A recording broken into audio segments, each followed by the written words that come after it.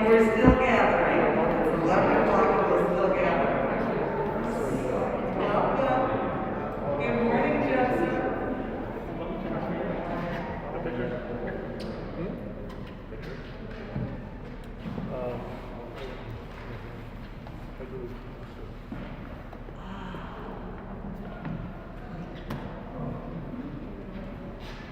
Good morning, Judson. How are you?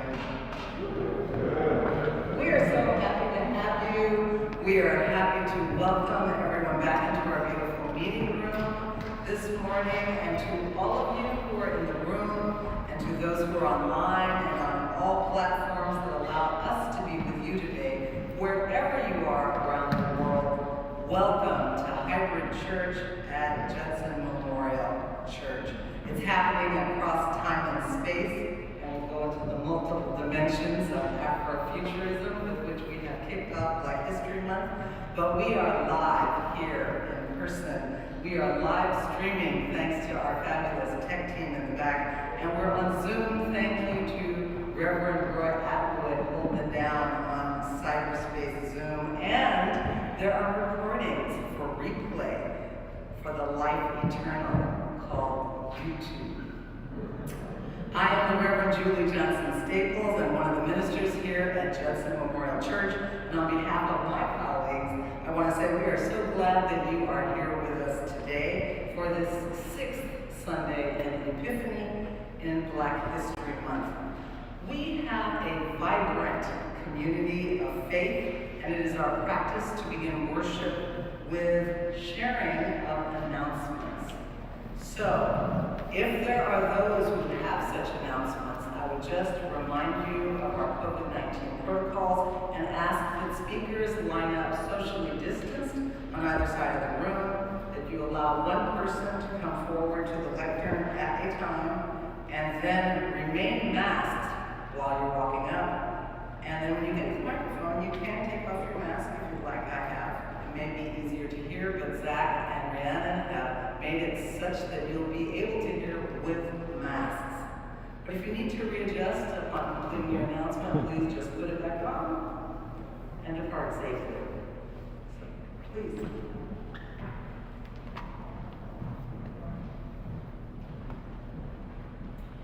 I'm Suzanne Dickerson. I have the yearly weather report. Unfortunately, it's a week late because I was not able to join you last Sunday. I was out of town. But our prognosticators, the most famous of which is Punxsutawney Phil, says 6 more weeks of winter in Pennsylvania. Now, I don't trust that. I think those town officials cheat because they take that groundhog out and set it on a stump and poke around, and all these flash bulbs are going off. I mean, any groundhog would just want to run back into his house, with all that light going on. But he said 6 more weeks, so that's in Pennsylvania. Now, closer to home, we have Staten Island Chuck, which says we get an early spring, although you wouldn't know it from today. But he's a little more natural. He does it the old-fashioned way. They let him come out of his little house, and they look and see if he's got a shadow and let him run back in. Now, when I was watching, he ran back in a little quicker than I thought he should for it to be an early spring prediction, but we'll see what happens. General Beauregard Lee in Atlanta said early spring, but I don't know how anybody down there would say anything else because it's down there in the warm zones, and I don't know, but they have had a snowstorm down there, so don't know about that. Dear my heart, French Creek Freddie from West Virginia predicted an early spring, and I'm happy for my folks down yonder because they've had a lot of really tough snowstorms down there. Now, sadly, the prognosticator from New Jersey died shortly before February 2nd. So, prayers for Milltown Mill. And that's your weather report for the next 5 weeks.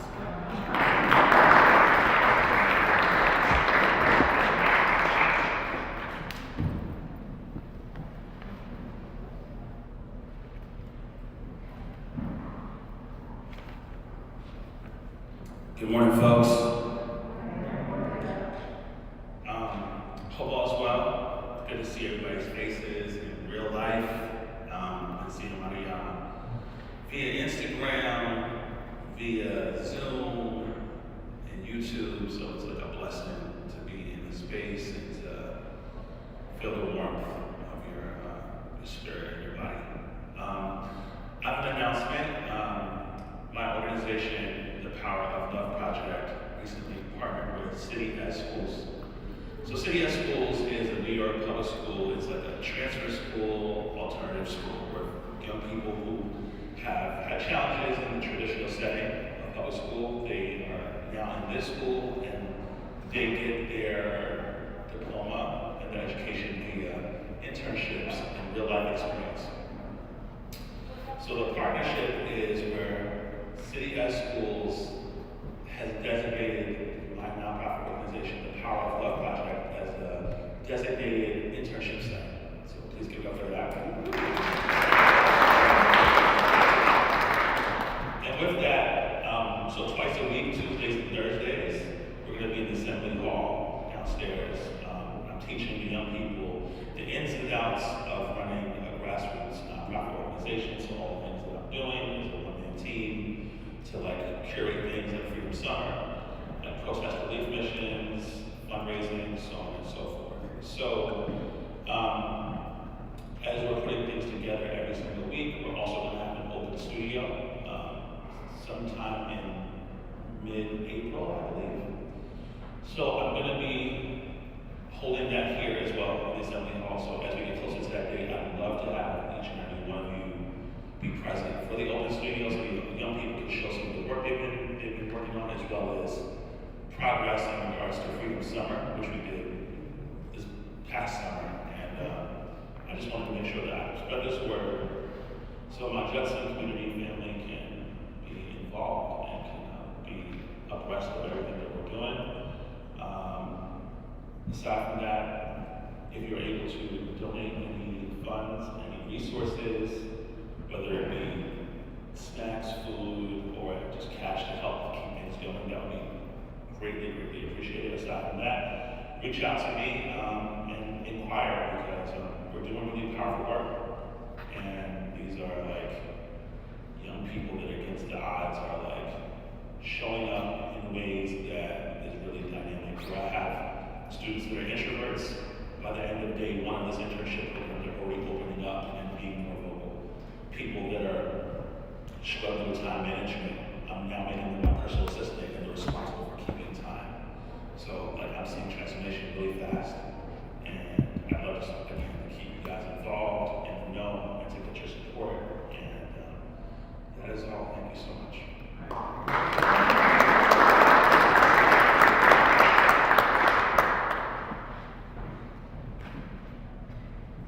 Thank you, Steph, and that is truly holy work that you are doing, so as a community, I hope it can be supported. Thank you all for being part of this church, on behalf of the clergy and the lay leadership, which is incredibly engaging. We hope this service will inspire you to be a blessing in all the ways you feel called to serve in the world. So now, please let's center ourselves for a beautiful prelude. I was hoping it would be Keep on Rocking in the Free World, but it's something else by Neil Young, but it will be shared with us by our own Jenny Sillig. Thank you so much.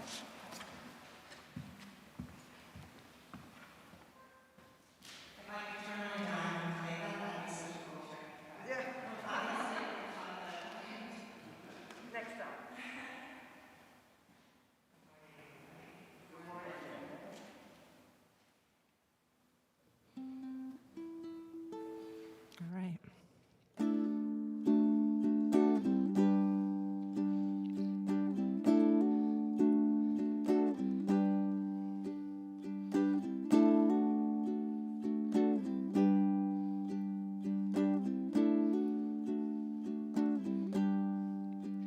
Well, I dreamed I saw the knights in armor coming, saying something about a queen. There were peasants singing, drummers drumming, and the archer split the tree. There was a fanfare blowing to the sun that was floating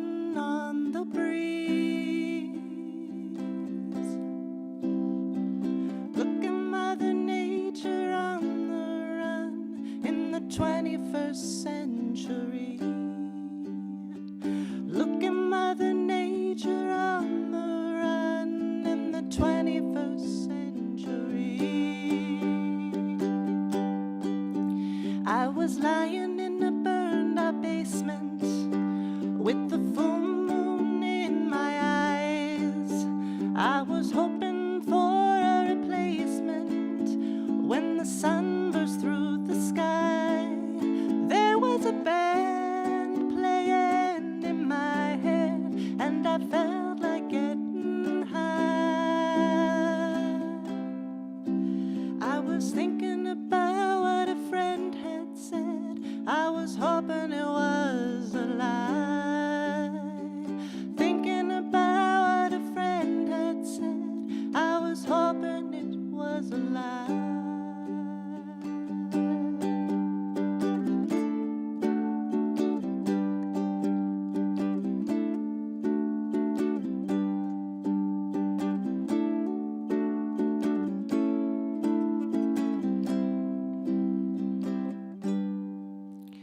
Well, I dreamed I saw the silver spaceships flying in the yellow haze of the sun.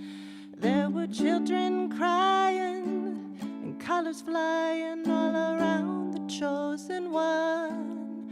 All in a dream, all in a dream, the Lord had begun.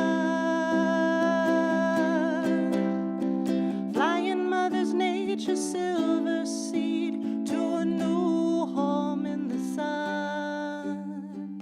Flying Mother Nature silver seed to a new home.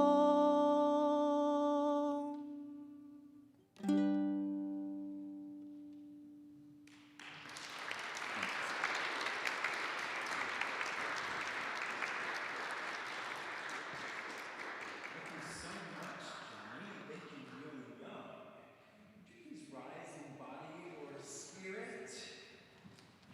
Both if you want to. And join me in not only speaking but absorbing the words of our land acknowledgement and commitment to action, which remix the words of sci-fi prophet Octavia E. Butler. Judson's physical space stands on the unceded land of the Munsee Lenape people. Our community acknowledges the Lenape community, their elders both past and present, as well as future generations. And we make this acknowledgement as only one part of our work to dismantle the ongoing legacies of Christian supremacy, settler colonialism, and white supremacy. And I know it's cold out there, but let's do some audience participation. As I continue on, say the words with me. We also commit to change. Everything you touch, you change. Everything you change changes you. The only lasting truth is change. God is change. Therefore, if we refuse to change, we run the risk of being godless. But if we will commit to looking back at where we've been, looking honestly at who we are, and looking forward to who we can become, we might just touch God. We believe this truth, and belief initiates and guides action, or it does nothing. So, what does community look like in the face of this truth? What does joy look like in the face of this truth? What does utopia look like in the face of this truth? What does the future look like in the face of this truth? We not only acknowledge the past, but we commit to present action. Our futures await our willingness to change. Amen.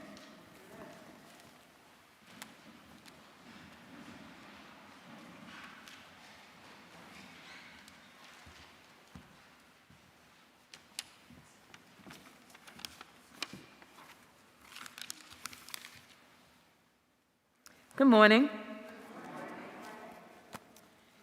I will be reading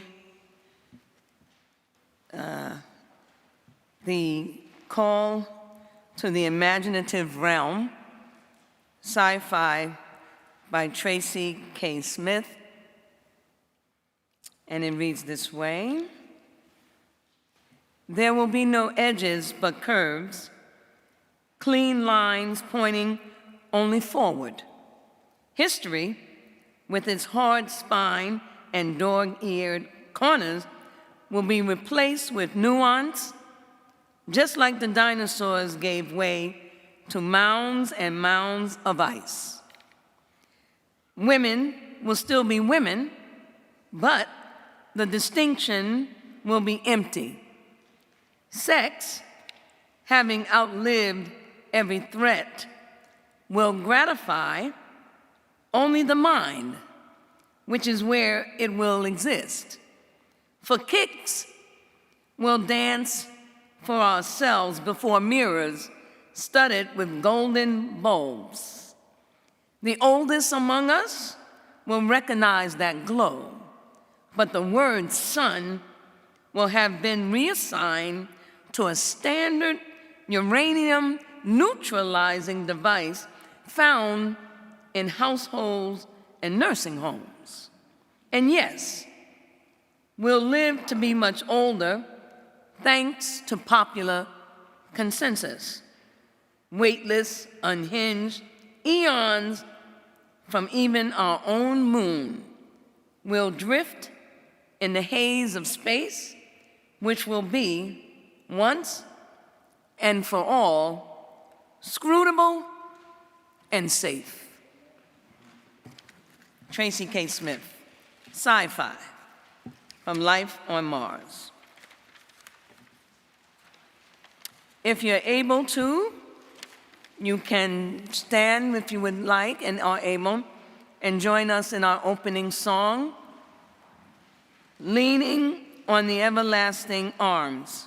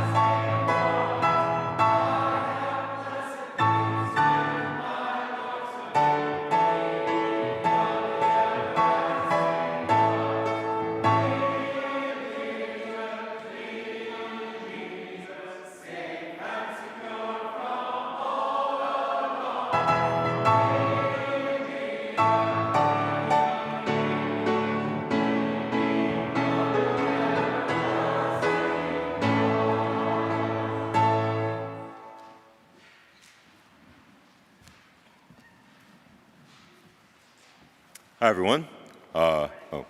Morning. There we go. Now you can hear me. I am Mark, and here is your ancient testimony, Jeremiah 17, 5 through 10.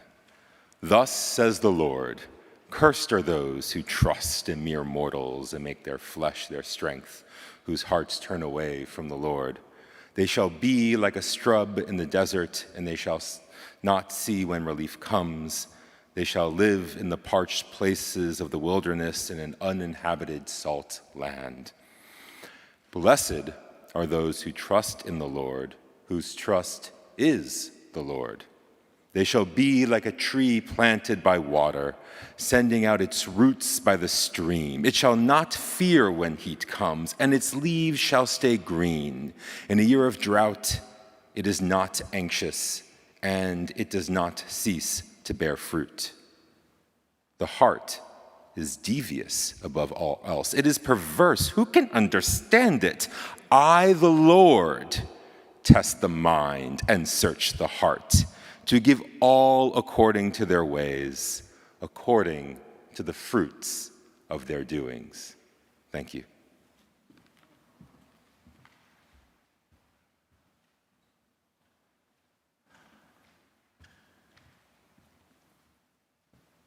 Good morning, Judson.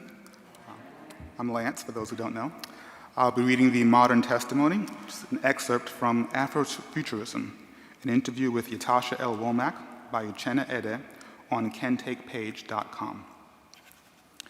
I wanted people to see how being an Afrofuturist wasn't just about being a Sun Ra fan or a Janelle Monáe fan. You could really be into these ideas around the imagination, and maybe not necessarily be a sci-fi person at all. Maybe you were just a person who very much connects to people of African descent, and they wanted to reimagine themselves in the world.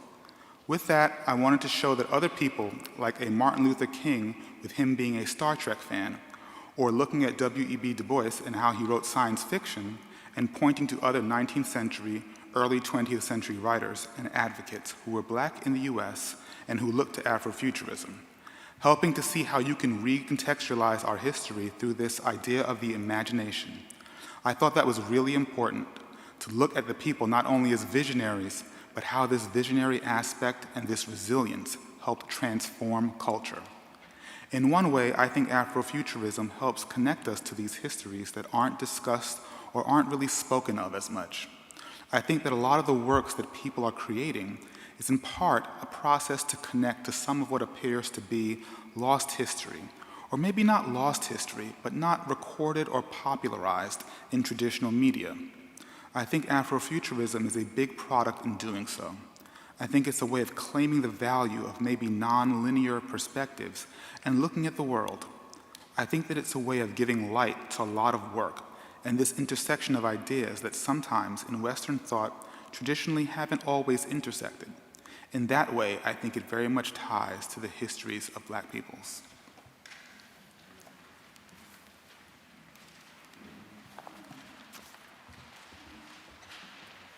Thank you so much for those great readings. And now please rise in body and/or spirit, and let's sing "We Shall Not Be Moved."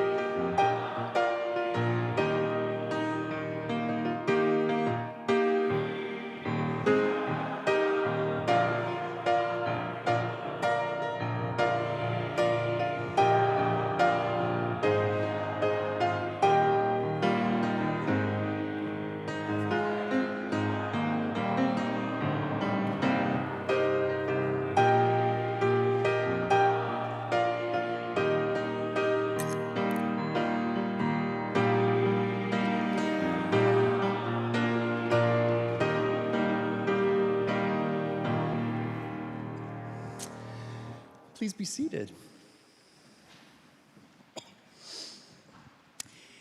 And would you pray with me?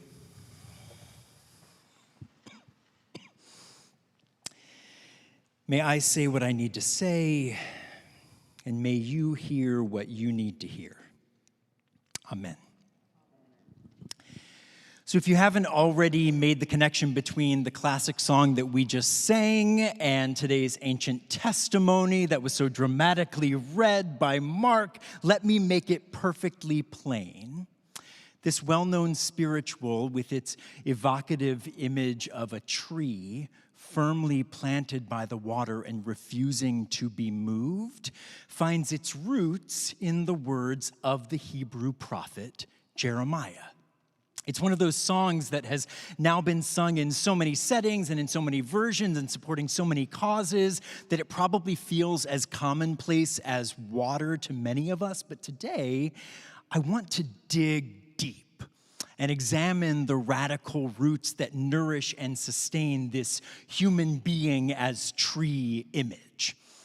You see, as human beings, we might often think we know what's going on the surface level of any given thing, but there's always tons going on under the surface. And I know you might be thinking, yes, Micah, we get that. We all understand basic psychology.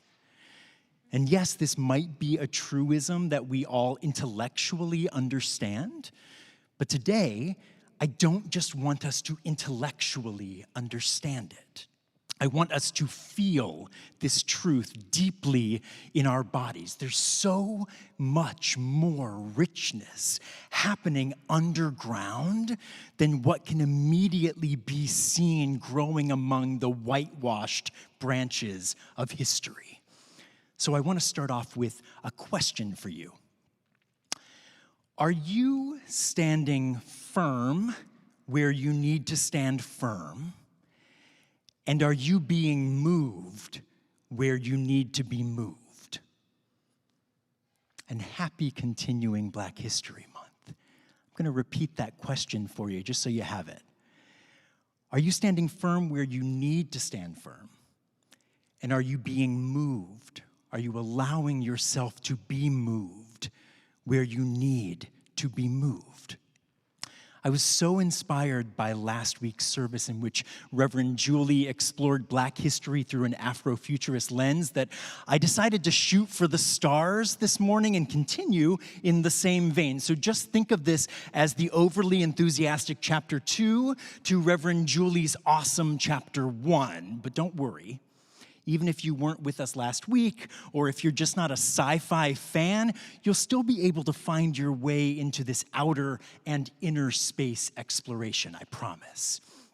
Now, I'm going to say, right off the bat, I am not an expert in Afrofuturism, or African futurism, or Black speculative fiction. There are lots of very creative experts out there who have offered tons of information for further education. So if this is something new to you and you are inspired to explore more, find me after the service. I will inundate you with information and connect you to tons of personalities who can further educate you. And of course, you have those folks who are listed in our bulletin today, and I strongly encourage you to seek them out. What they're sharing in the world is truly mind-blowing. So, you've been warned. My exploration here will be very specific and very incomplete because I am not an expert. What I am is a student and a fan. The artistic visions of Afrofuturism, African futurism, and Black speculative fiction have moved me and educated me for years, and most especially the literary works of Octavia E. Butler. If you've been around Judson for a while, you know I'm a big fan of Octavia E. Butler, but I'm going to add to that list Samuel R. Delany, who's on our bulletin cover, Nalo Hopkinson, Nnedi Okorafor, N.K. Jemisin, and the list just continues from there. They've stretched my sense of what's possible. They've reminded me of the imperative of interdependence, and they've nudged me to interrogate the pains and hopes of the past and present, and called me to contribute to collectively liberatory futures that I would never have imagined on my own.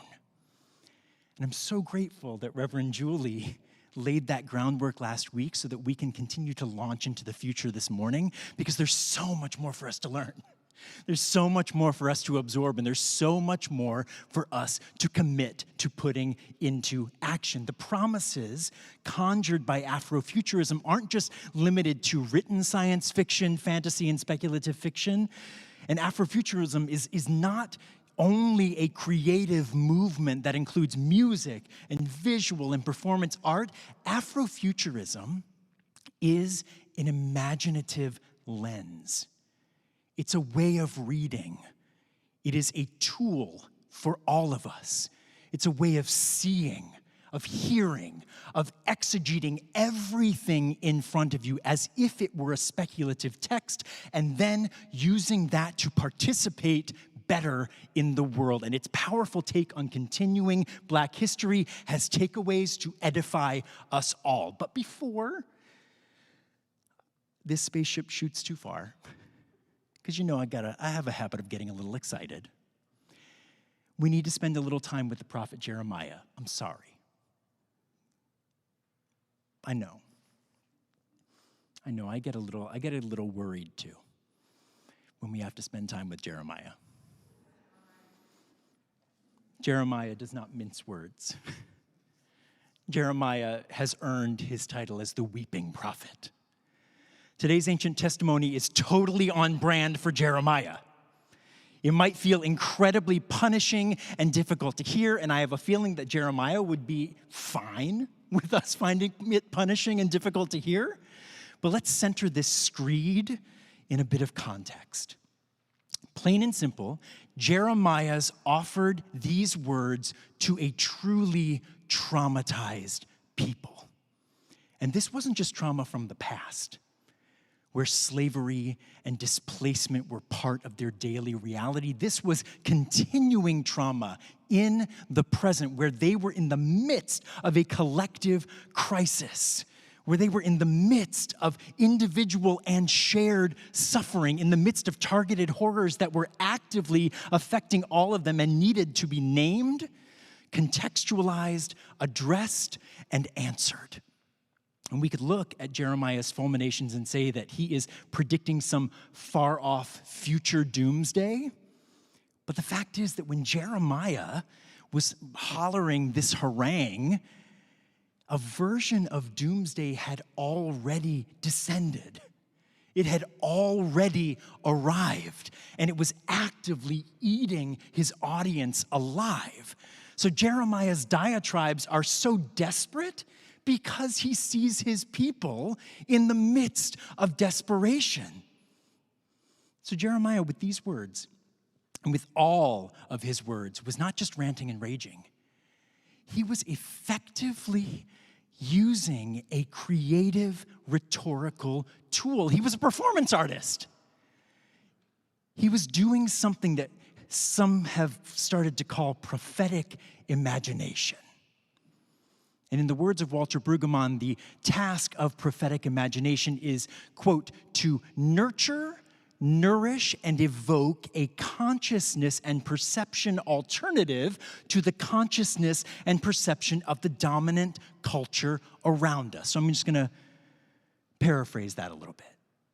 In short, Jeremiah wants to conjure creative poetry in order to disorient his audience and inject his audience with enough imaginative power to transform their debilitating desperation into active hope. So no matter what it looks like on the surface, Jeremiah doesn't want to simply punish with his words. He wants to nurture, nourish, and most of all, he wants to evoke. He wants to awaken the hearts of those who hear him and give them imaginative images that will inspire them to stay awake, stay awake to their past history, name what's happening in the present, and actively co-create a different future. It's imagination, and all three things are happening at the same time. Like Natasha Womack says in our modern testimony, it's nonlinear. As Reverend Julie pointed out last week, it's nonlinear. All three things, past, present, future, are happening at the same time. It's disorienting, but it conjures up something for the imagination when you just enter the space where the past, the present, and the future are actively speaking to one another. And Jeremiah gives us an awesome image to illustrate this. A tree planted by the water, sending out its shoots and its roots, simultaneously firm in its above-ground convictions and actively feeling its way through the soil beneath the surface. And I don't know how much you've been reading about trees lately. I see some nods. There is an incredible amount of research showing just how remarkable the underground communication of trees really is. I mean, what's happening above ground would be amazing enough, but trees have root systems that extend far beyond the diameter of their above ground branches. These underground systems stretch anywhere from 2 to 7 times further than what above ground onlookers can see, and that's not all. Trees talk to one another underground in a language that we can't hear. We can't even see it happening. For real. Trees communicate, they teach and learn from one another, they share nutrients, and they create and store collective memories underground. And I promise I'll stop geeking out on trees in a moment. But before I do, here's one more little factoid.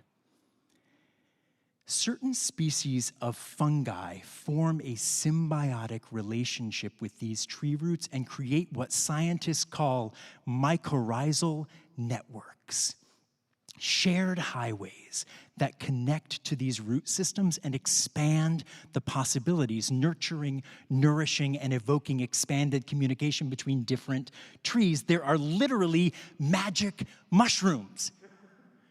They are connecting to these root systems and evoking expanded communication between different trees. The way mycorrhizal networks work is so akin to the way that internet works that some scientists cheekily call it the Wood Wide Web.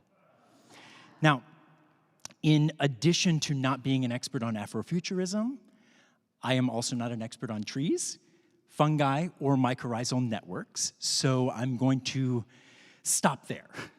I'm not going to embarrass myself by trying to sound like anything more than an overeager nerd. But here's the connection I want to make today between the prophetic powers of Afrofuturism and the communicative wonders of trees. When we think about the amazing contributions of Black history to a society that still saps itself with the myth-maintaining lies of white supremacy, so much of Black history ends up happening below the surface recognition of the dominant culture. But just like those wide, unbelievably expansive underground root systems, Black history is there, thriving, surviving, joyfully pressing through the nutrient-rich soil, spreading stories that speak to the pains and triumphs of the past, naming the realities and possibilities of the present, and pointing to the packed potential of the future. And if Black history is a root system, Afrofuturism is the magic mycorrhizal network. And stay with me here. Marcus Garvey is famous for saying, "A people without the knowledge of their past history, origin, and culture is like a tree without roots." White supremacy has tried to take that away from Black culture. So it means that reconnecting to those roots and depending on that mycorrhizal network underground is a radical, revolutionary act. And I would offer that Afrofuturism has added a web of prophetic imagination to Black history that keeps those roots moving toward Black futures that have the power to transform us all. Afrofuturism is more than simply science fiction created by Black people. Afrofuturism is more than the fact that Reverend Dr. Martin Luther King Jr. loved Star Trek and that W.E.B. Du Bois wrote sci-fi, although those are amazing facts. This is about how the prophetic imagination of Afrofuturism has actively created and nourished justice-seeking liberation movements in the real world. Prophetic imagination makes the unimaginable not only imaginable, but actionable. It initiates the impulse to boldly go. So keep these evocative images in your mind. Keep the prophet Jeremiah and the prophet Marcus Garvey, both likening human beings to trees. Keep them in your mind there, and let's just delve a little bit deeper. In a mind-blowing book called Afrofuturism Rising, scholar Isaiah Lavender III defines Afrofuturism as a set of race-inflected reading protocols designed to investigate the optimisms and anxieties framing the future imaginings of Black people. So using Lavender's words as a launchpad and connecting them with the words of the prophet Jeremiah and the prophet Marcus Garvey, I would argue that Afrofuturism is a race-inflected way of being honest about the past, looking squarely and honestly at the present, and pushing fearlessly toward the future. Boldly go. All while standing firm in the face of oppression and sending hope coursing through connected and interdependent roots. Afrofuturism is both about outer space and inner space, and the balance between the two. Dr. Lavender outlines a three-part approach to understanding Afrofuturism that, for me, truly gives radical, revolutionary breath to these images of the tree, the root system, and the magical mycorrhizal network. So, right now, I want to do a little visioning exercise, okay? I think most of us trust each other in this space. If you don't want to do this, and you want to keep your eyes open, you can do that. But I would love if for the next few minutes, you would close your eyes while I lead you through just a little bit of a visioning exercise. And it's okay if you get a little lost. It's okay if you're a little lost right now. I am. Disorientation is a part of transformation. So let's start to dive. First, Dr. Lavender argues that Black history is propelled and nourished by what he calls a hope impulse. A hope impulse is a creatively defiant stance that generates hope in the face of oppression, white supremacy, and targeted marginalization.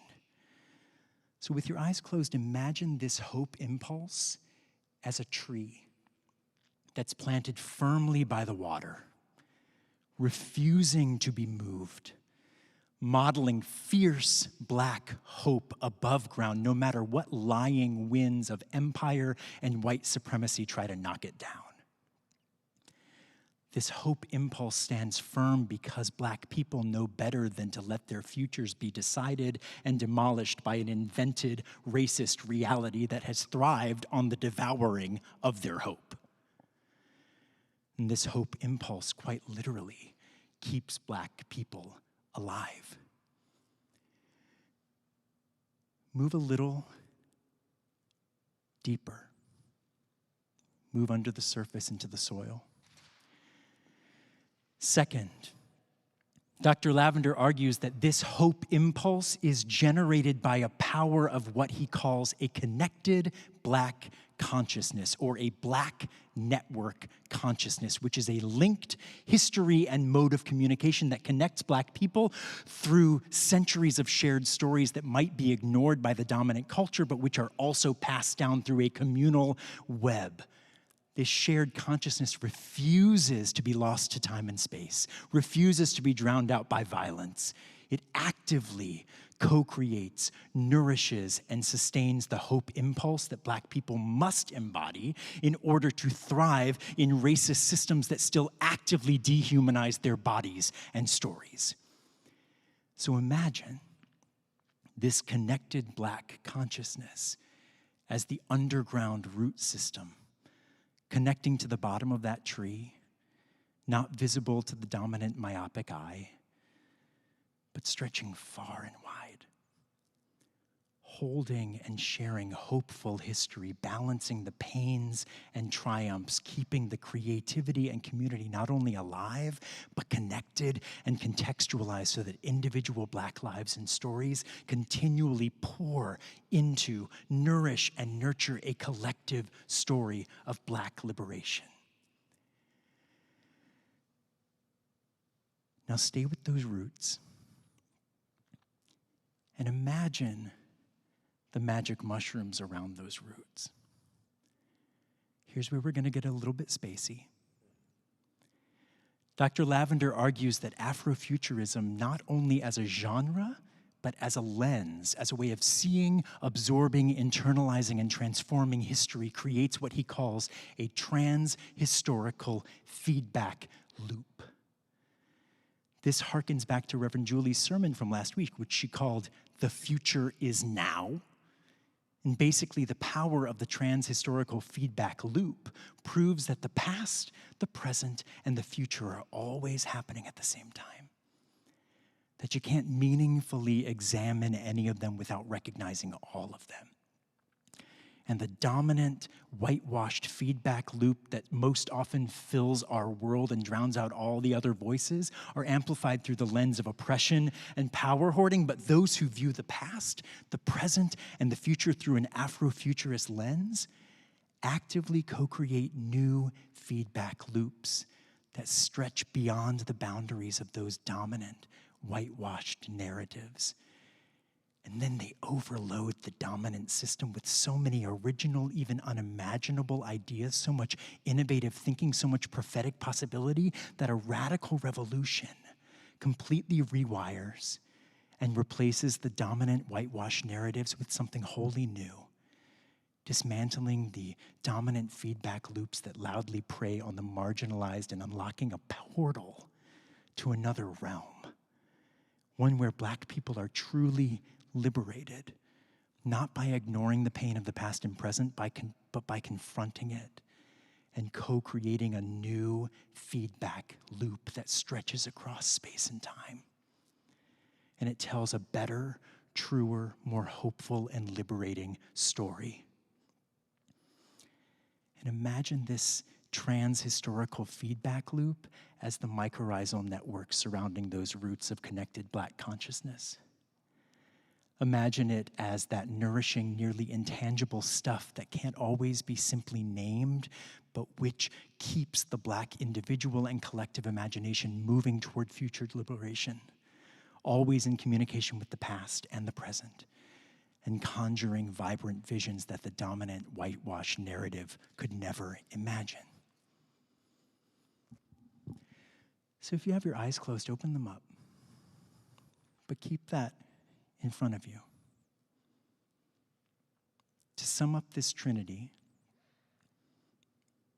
visible Black history is propelled by an embodied hope impulse that is powered by an underground, passed-down, connected Black consciousness that gives birth to a new prophetic historical feedback loop that pushes against our whitewashed dominant narratives and has the power to transform all of us. Thank you for going on that little adventure with me. So what do all of these images mean for us today? Well, even after all of this poetic conjuring, my thesis for this morning is very simple. I don't really care if you're ever going to be a sci-fi fan. What I do care about is how each of us is going to commit to adding our own active energy to the necessary work of prophetic imagination for Black liberation and for collective liberation. Because prophetic imagination isn't just about conjuring fancy words and fantastical images. Prophetic imagination is a spiritual imperative that demands that we do both the inner space work to stretch our own hearts and minds beyond the myopic feedback loops of dominant, whitewashed noise, and the outer space work that connects us to something far larger than just ourselves. So hear and absorb another question from sci-fi and fantasy author N.K. Jemisin. If this is Black History Month, how long till Black Future Month? This is a truly prophetically imaginative challenge. I don't think that N.K. Jemisin is just being cheeky. In a world, in a country, in a congregation, where the dominant culture still so often safely packages Black history into a conveniently set aside and sanitized month, what does it mean for us to finally hear the prophetic call that true Black liberation will be liberation for all? The true prophetic call, the truth, that Black liberation will be liberation for all. What will your work be to expand the prophetic power of Black History Month into every month, into every week, into every day, hour, minute, second of your life, and I mean it? I want each of us to leave here today with at least one tangible way that we will contribute to thriving Black futures. Because we have work here to do at Judson. We have prophets among us. We have prophetic imagination coursing through this building. We have prophetic imagination coming into our hearts. And it's our work to listen, because that prophetic imagination is speaking the truth into our midst. So are you listening? Because this isn't speculative fiction. This is speculative nonfiction. And we need to open our imaginations and face these facts. And I know the song says, "We shall not be moved," but you can both stand firmly and unwaveringly planted in the fight for justice while also allowing yourself to stay open. To stay open to new prophetic visions that will nudge you boldly to do more, to be more, to imagine more. And the roots are reaching out to you. The roots are reaching out to you. So don't just stand by the water. Dig deeper and be moved. We got one more chance to sing this song. And I hope that you'll take the image, the three parts of that tree, into another chance to sing "We Shall Not Be Moved." Dig deeper, stay firm, but be moved. Henku, take it away.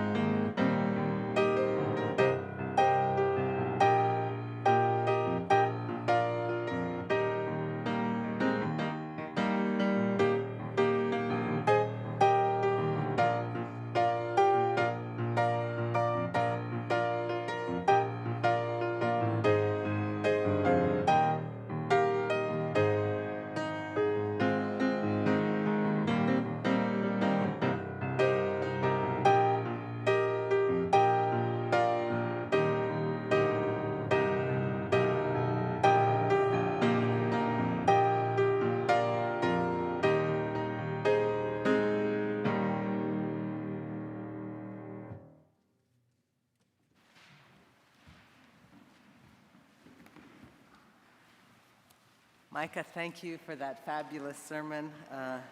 Just really, really beautiful. It's just so amazing to have the opportunity at this moment to plug into the trans-historical feedback loop called Adonai, right? Yod-He Vav-He is for some people the Tetragrammaton. For some people in Hebrew, it is translated Lord. But if you translate it from the Call Perfect in Hebrew, you know that I am is properly translated I was, I am, I will be. So when that name is offered up as, well, who are you who told me to take my shoes off on this holy ground? And the answer is, I am who I am and who I've always been and who I will be. Or when any of us say, I am so tired, or I am unconfident, or I am sad, I am afraid. We're calling God's name and applying it right to our own transhistorical feedback loop and putting that power to whatever it is you're putting behind it. So I am encouraged about the transhistorical feedback loop that gives us at this moment an opportunity to actually respond to what we've heard. It's the only part in a service of worship where we are not just part of the audience. We are not just watching somebody else get down.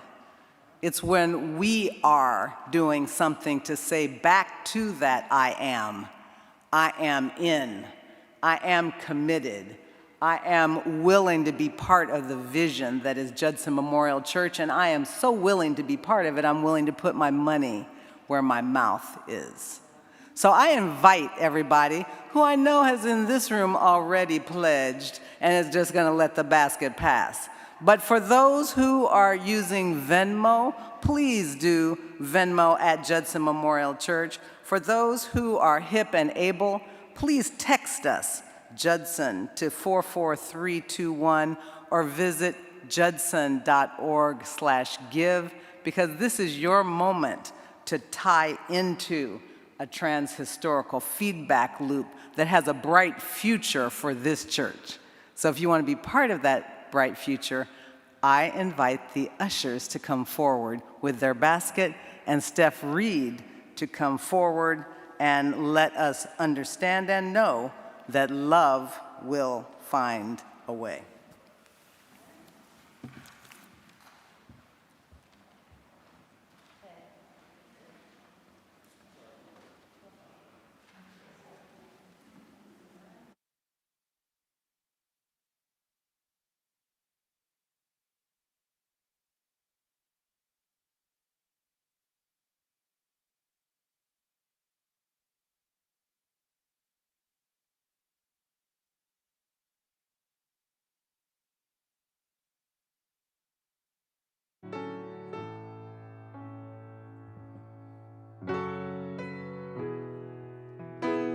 Love will find a way. Oh, love will find a way. You gotta believe. Ooh, oh, oh, love will find a way. Walk blindly to the light and reach out for his hand. Don't ask any questions. Don't try to understand. Open up your mind and then open up your heart, and you'll see that you and me are very far apart. I believe that love is the answer. I believe that love will find a way.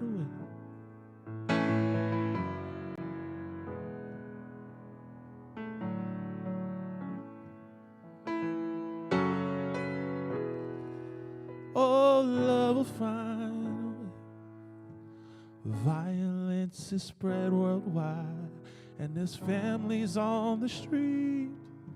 And we sell drugs to children now. Why can't we just see? All we do is eliminate our future with things we do today. But money is our incentive now, and that makes it okay. I believe, yeah, that love is the answer. I believe, yeah, that love will find a way.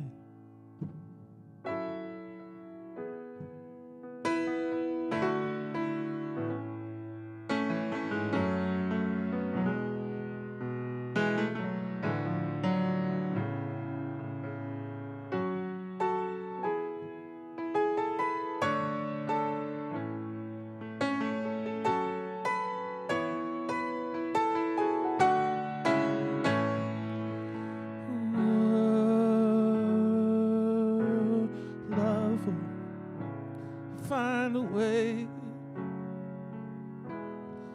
Oh, love will find a way. Do you believe in love?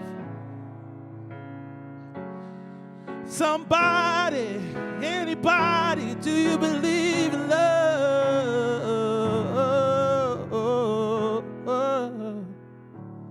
Do you believe in love?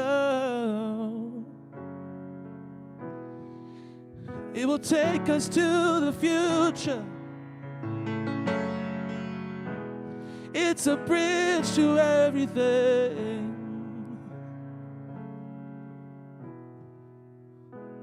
Love will find a way.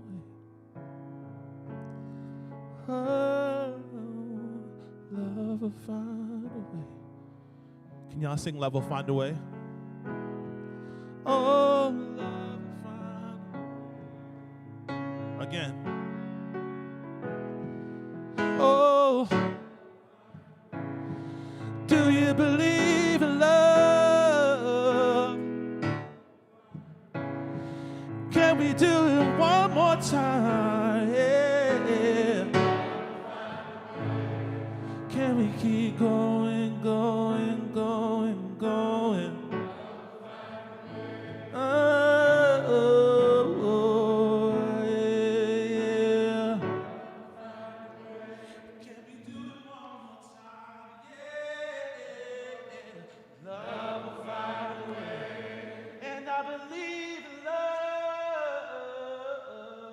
Love will find a way. 'Cause I believe in love. Love will find a way. Thank you.